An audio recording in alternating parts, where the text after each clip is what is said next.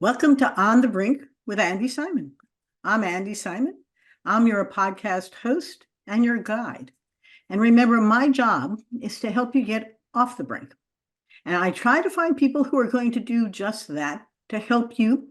And these words are very intentional. See, feel, and think in new ways so that you can change them. And I often tell people the brain hates me. It doesn't want to change. It'd rather stay just where you are, even when you know that it's better to be different and to do something in a better way. It's very difficult for you to learn new techniques and really begin to thrive with them. So today I have with us a wonderful woman, Sandra Quince. You can see her beautiful smile. I'm going to tell you about her in a moment, but she's also part of our new book, Women Mean Business. So I'm going to show you her picture here, which is gorgeous. And she has a beautiful quote. Remember, our book has 102 women with 500 wisdoms to help you start and spark your success. It's a wonderful book. It's selling like crazy, but her wisdom is very powerful. Be a leader who creates an environment where everyone can bring their best selves and thrive. And she loves the quote by Mahatma Gandhi, the greatest of humanity is not in being human, but in being humane. Now, I share that with you because I've been doing a great deal of podcasting lately where people are saying, we have to become more humane. Corporations have to become more concerned about the well-being of their employees and their communities. Culture has to begin to focus on we, not I. And I can say those words, but we have to do them. So here's Sandra Quince's bio, and then she'll tell you about her own journey, because it's a wonderful one. Sandra Quince is a business enablement and leader on loan program executive, responsible for leading business operations across workforce development and arts and heritage, while also serving as program executive for the Leader on Loan program. And this is for Bank of America. Am I correct? Yes. That's correct. Prior to this, she was the chief executive officer for Paradigm for Parity through Bank of America's Leader on Loan program. And she was responsible for leading all elements of Paradigm for Parity strategic plan, financial, programmatic, and operational performance. And she'll tell you more about P4P because it is a huge opportunity for you to understand what it can do and you can do. She worked with the coalition's co-chairs and board of directors to oversee and execute the organization's vision and growth plans. She's been featured in Essence, CEO World Magazine, Fast Company, and interviewed on FinTech TV, BBC, Bloomberg Radio. And she's just a wonderful leader, both in her community, through boards, and through the actions she has. And what I'm so excited about today is that I've developed a program to help companies change their cultures, not by thinking about diversity, equity, and inclusion as a program, but instead as a mindset, as a way of seeing the opportunities that come from having lots of different ideas, being more innovative, inclusive, and humans love to belong. They don't want to be outliers. They don't want to be necessarily forgotten. So the question is, how do we build that kind of culture at a time when DE&I is under a bit of siege, just a little bit, people wondering why we're doing it? Well, we're doing it because it is transformative of ourselves and the businesses we do. Sandra, thank you for joining me today. It's just really an honor and a pleasure. Oh, it's such a pleasure to be here with you. And thank you so much for having me on today. Isn't it fun? I'd love you to tell the listener or the viewer your own journey, because I do think it sets the stage for what we'll be talking about next. Who's Sandra Quince? Yeah, so thank you for that. And my journey just really starts, I have been talking a lot about and reflecting on what makes Sandra who she is or who has had influence on Sandra. And so it brings me back to my childhood. I am a product of a military father. And so we traveled around a lot. And I think that that experience in itself, because you meet so many different people and you get a chance to interact with different cultures, that really sort of helps to build who you are and helps you to see the world in a very different lens. But I also think about the lessons that my great grandmother taught me of how to be just a really kind and strong woman, while being kind and being very cognizant of the fact that you're not better than other people. It was part of my lessons growing up, how to be a resilient person and to bounce back from things. She was a very strong woman, and while not formally educated, she was extremely intelligent. But then also teaching me to just stand up for myself, to advocate for myself, and to speak up for myself. And so that's where I draw that inner strength. And I think, when I became the CEO of Paradigm for Parity, that didn't happen by happenstance, right? There were a series of things that led up to that. But earlier in my career, Andrea, one of the things that I didn't understand was really that when you put your head down and you're working hard, that wasn't enough. I when I I'm showed sorry up. to laugh. I've been No. I know the feeling well. Oh, Right, right. So you show up, I was first generation college, I was first generation corporate. I didn't understand the rules of the road. And while I had these beautiful life lessons, I wasn't sure how to employ them at that moment. And I came into the workforce thinking if you just put your head down and you do really good work, you're going to get promoted. And while doing really good work is a part of what we all should do because that's table stakes, that is not the only path that leads you to promotion, right? That is just one part of many different things that we have to be thinking about in the workplace. And so I did learn that I needed to not just do good work, but I needed to also understand what I wanted out of my career. I needed to understand how to advocate for myself and employ those life lessons that I learned earlier as a child and speak up and talk about the good work that I was doing. So sort of think about how are you telling your story? How are you telling others about the work that you're leading and doing, but adding value to your organization and advocating for yourself in that way?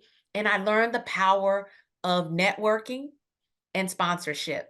uh-huh. And so all of that and part of the wisdoms that I shared, and I think you touched on a little bit as we were, talking about this session is really around owning your career.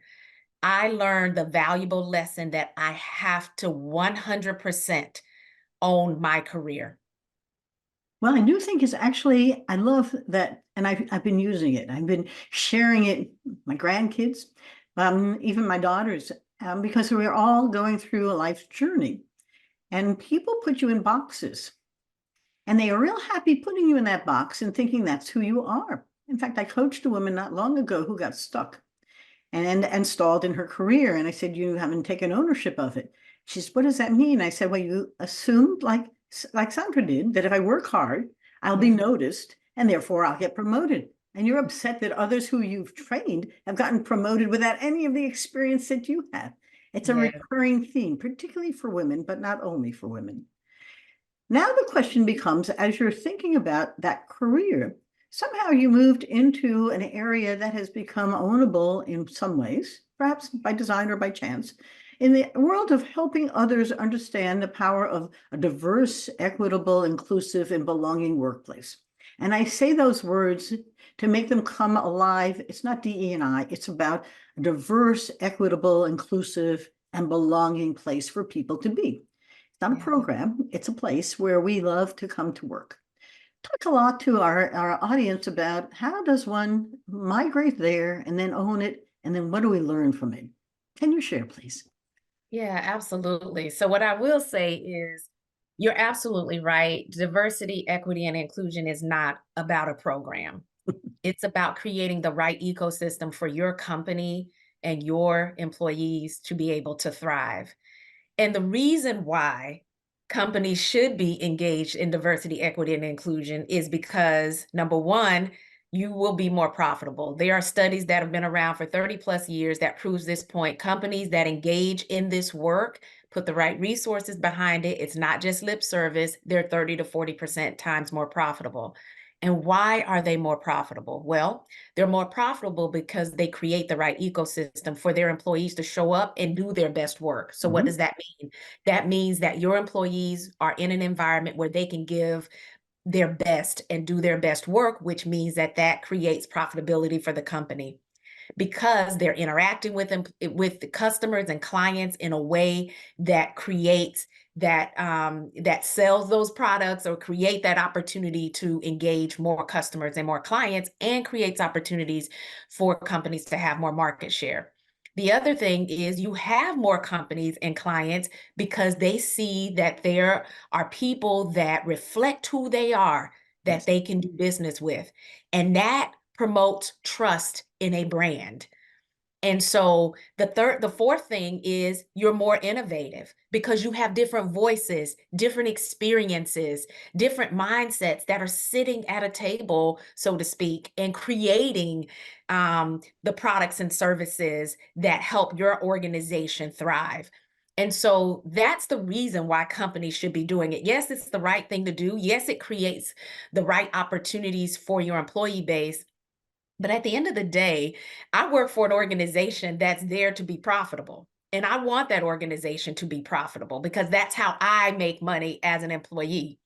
And so creating an opportunity and engaging around diversity, equity, and inclusion, you can't afford not to do it. And so in this day and age where, yes, there is a lot of backlash, yes, there are those out there that are saying that diversity, equity, and inclusion is not what it doesn't do what it's supposed to do, meaning that they feel like it's reverse discrimination or it causes division. And that has never been the intent, nor is it what real diversity, equity, and inclusion does for organizations. There's a study that came out recently, Andi, that talks about, they asked thousands of employees, and this was just released, I think, late last month. They asked them, do you still want your organizations to engage in DE&I? And so one would think that that answer would have been a resounding no based on what you hear out in what you hear, the rhetoric today. But 90% of employees said, no, absolutely, it is critical to the Yes. success of me and my organization. There's additional research that I've been reading, like you have, which says that people look for companies that have diversity in leadership. And it's not just that they want to belong, they want to know that it matters to the organization and that they can see pathways to progress and success. And they are consumers. They are no different than your clients or your customers. They're That's looking right. for a place where they see curiosity, good things, where I can belong and I can share my ideas in a healthy way so that people hear me and I can be strong as opposed to in a box. I am interested in paradigm for parity though. How did that develop? Because it's a particular approach and it's amazing that Bank of America has underwritten it and what, give us some perspective on what is it and how does it work and how could people benefit from it? Absolutely. Paradigm for Parity is an organization that was created 7 years ago. We'll be going into our 8th year this year. And it's an organization that was created by women for women. So Ah, these were women that had achieved great things in their organizations, right? They were COOs, they were CEOs, and they were on the backsides of their careers. And what they realized when they turned around to look behind them, there weren't other women coming behind them. There weren't other women in the pipeline. And more importantly, their daughters were entering into the workforce. uh-huh. They realized we have a problem and we have got to find a way to solve it. So, unlike some of us that sometimes sit on the sidelines, right, and talk about the issues, these women got together and said, we need to do something about this. And so they created Paradigm for Parity. And Paradigm for Parity is dedicated to achieving gender parity at every level of leadership in corporate America with a lens on racial equity.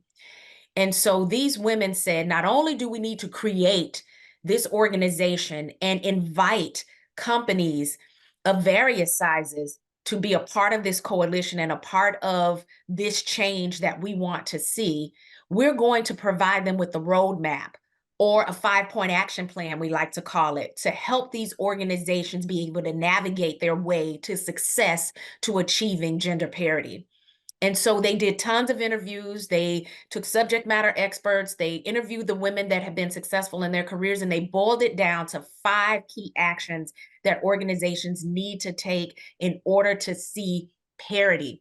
And what's beautiful about this is when organizations execute on this, you not only have gender parity, but it creates that ecosystem that I talked about earlier, where you're creating an environment where everyone, men, women, of all ethnicities, can show up and thrive in an environment that becomes equitable and fair for all.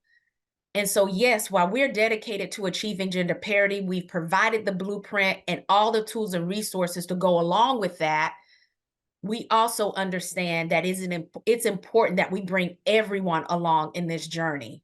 And so it creates an equitable environment for all. You know, you're talking about a major transformation of both the corporate and the social that it's set in, because this isn't just inside the company. This is the whole mindset about how do we see each other. And, you know, humans are really quite fascinating because we're status creatures. You know, it's me against my brother, me and my brother against my cousin. You know, a little anthropology always helps us understand the perspective that we've evolved and survived by being, you know, comparing ourselves. Gregory Bateson has some great research on the difference is the difference. It's only because we see outside different from us, we know who we are. But now it becomes a much broader perspective beyond the tribe about the fact that I can be much bigger and broader.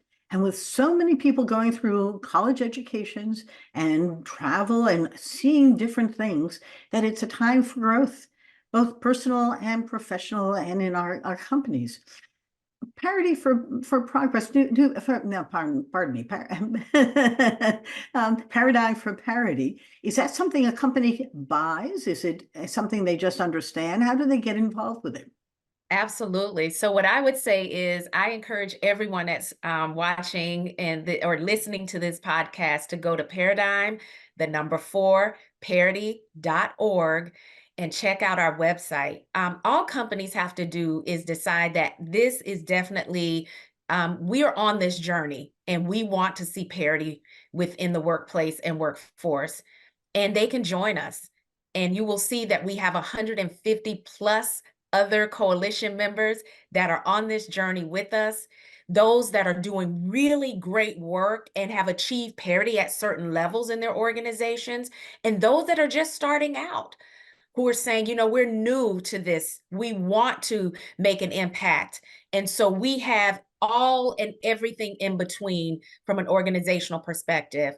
And so just join us and take advantage of the 5-point action plan, the tools and the resources that we offer, the webinars and seminars that we provide, connecting with others who are like-minded and on this journey with you, and understanding what those leading practices are that are out there that organizations are doing in order to achieve and sustain parity within their organizations.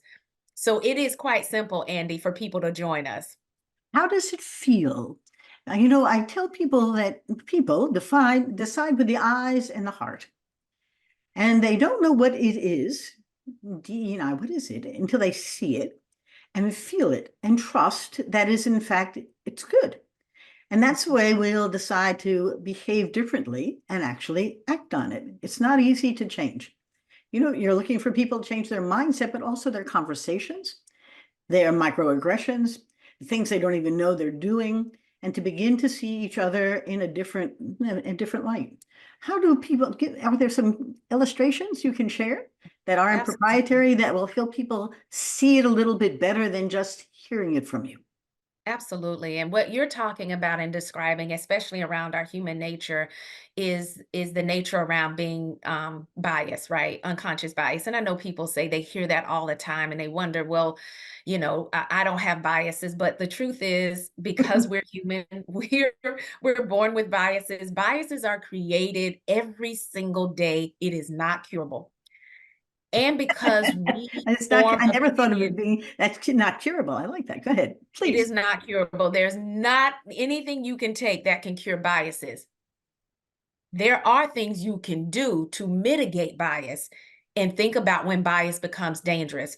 So think about it. You know, here's a simple illustration. I am a graduate of Florida State University. Me and my husband, we're staunch Seminole fans. And so if you went to the University of Miami, you are automatically the enemy to us, right? because there is a bias there.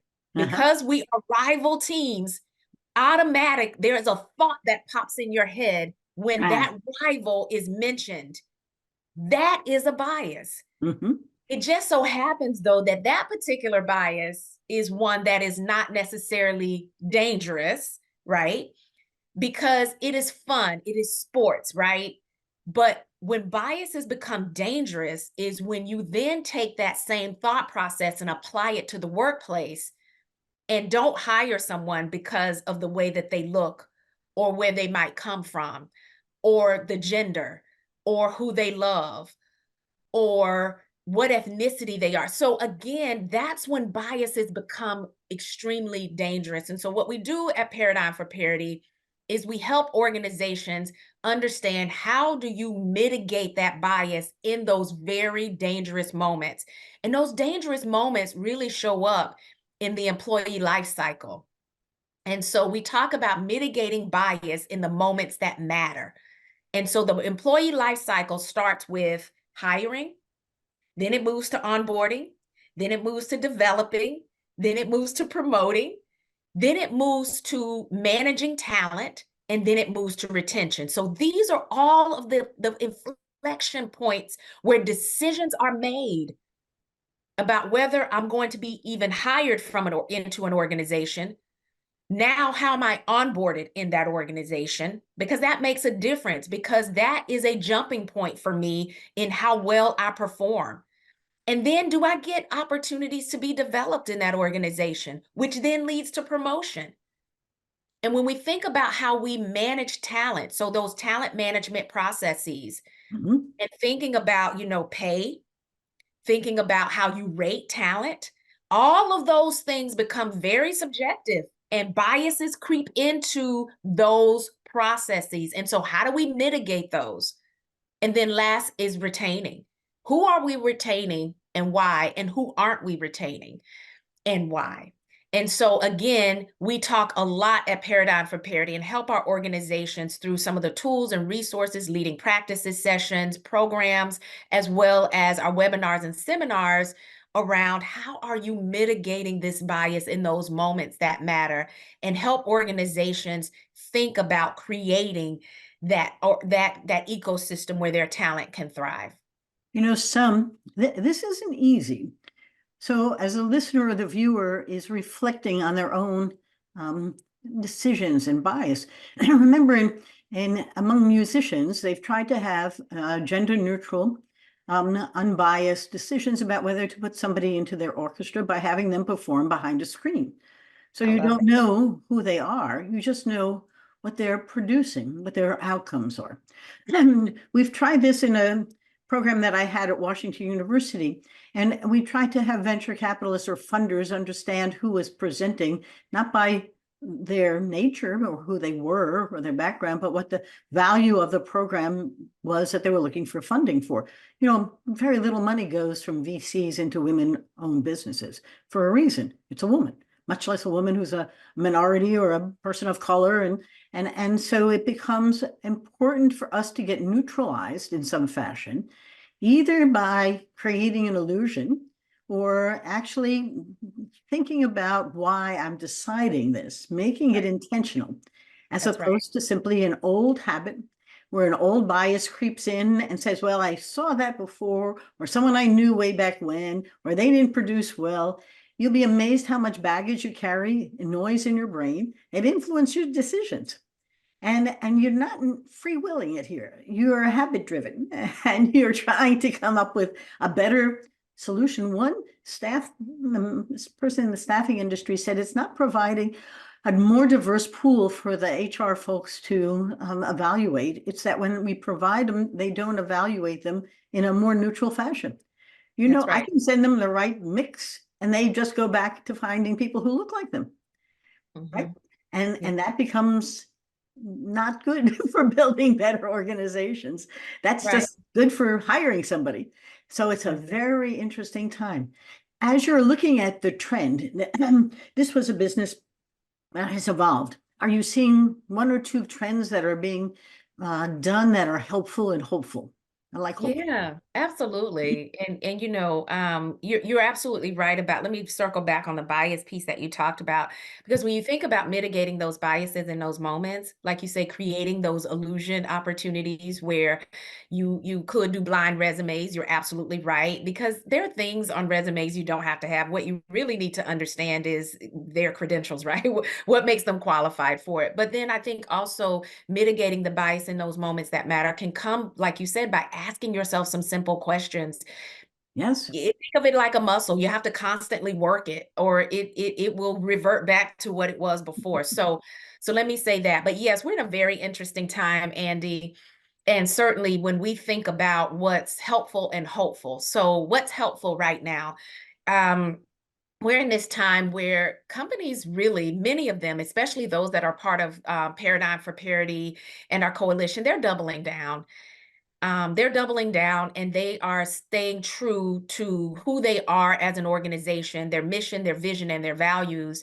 They're doubling down and continuing the good work of creating an equitable, fair workplace for all. Yep. And I think what these companies are doing is they're also, looking at their language to be sure their language aligns with the outcomes they want Yeah. to achieve, and making sure that inclusion is at the forefront of everything that they do, which inclusion should be the leading factor. It's inclusion for all. It's also diversity, equity, and inclusion for all.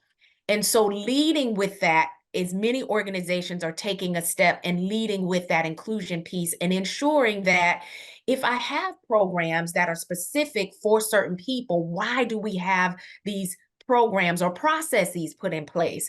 And I don't think there's anything wrong with questioning your why so you can go back and create the right data sets and analytics to help explain Yep. why you're on the path you're on, and reconfirming for yourself that this is really the right thing to do. So for me, that is helpful.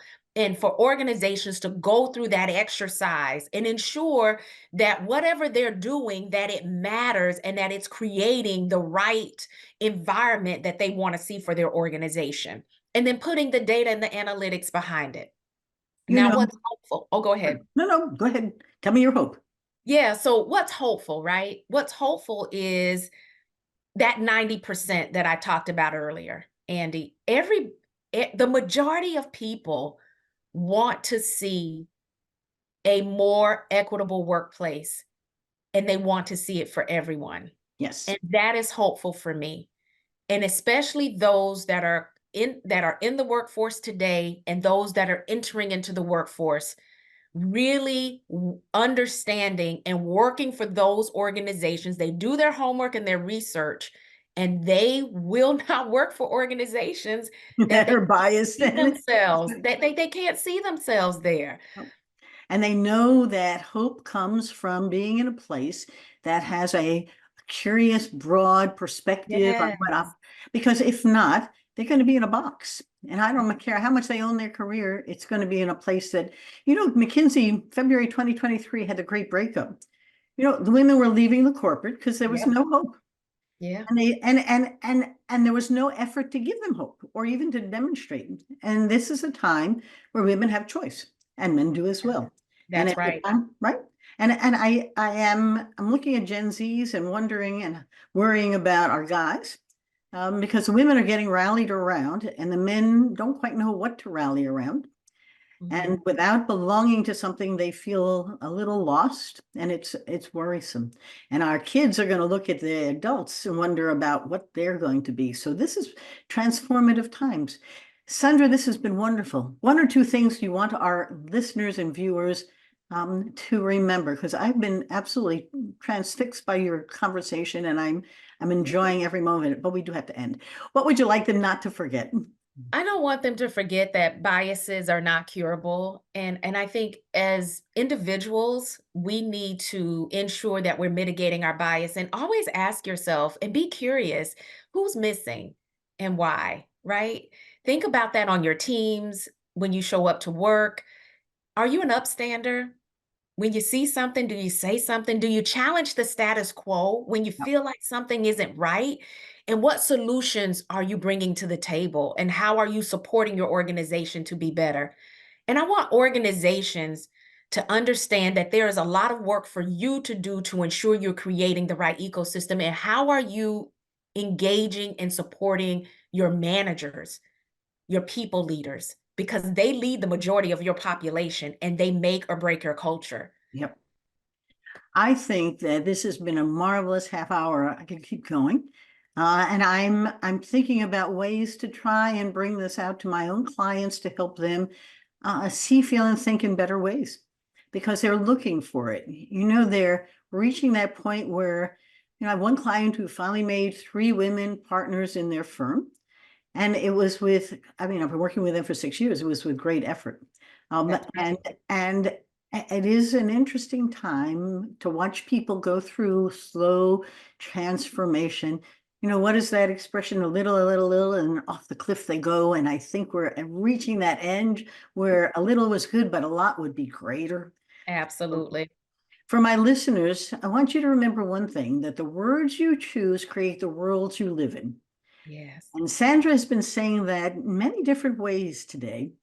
Bias, thinking about whether it's diversity, equity, inclusion, belonging, those are words.